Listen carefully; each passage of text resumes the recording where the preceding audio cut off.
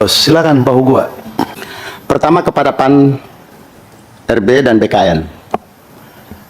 Coba kalau bisa Pak dibuat satu program di Satuan 3-nya berkaitan dengan kajian efektivitas fungsionalisasi jabatan struktural eselon 3 dan 4 ini. Karena sebetulnya kalau kita bicara fungsional ini kan berkaitan dengan kredit-kredit, angka kredit itu. Dan sampai hari ini PP-nya atau juknisnya kurang jelas di daerah.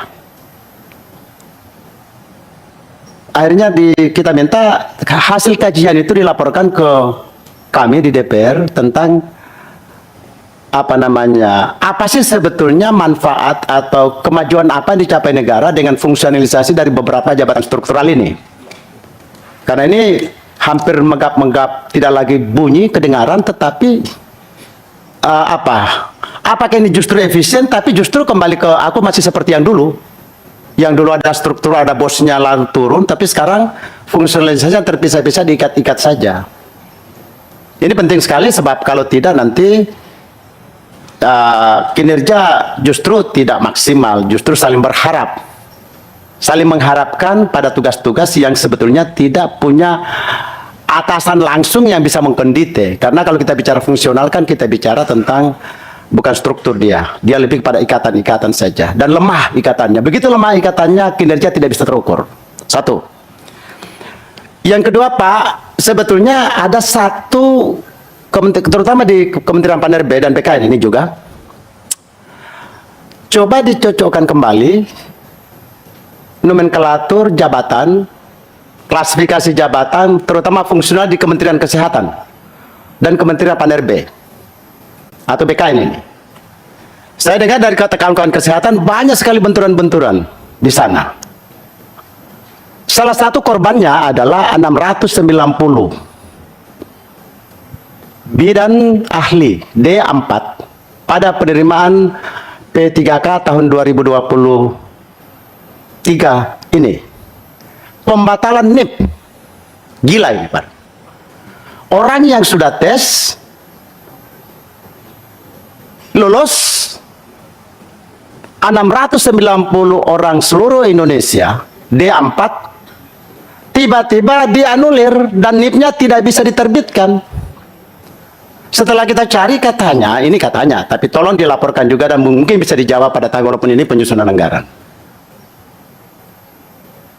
D4 ini dianggap tidak sesuai dengan surat edaran Menteri Kesehatan. Pertanyaannya, kenapa sampai BKN mengumumkan dan memproses tes?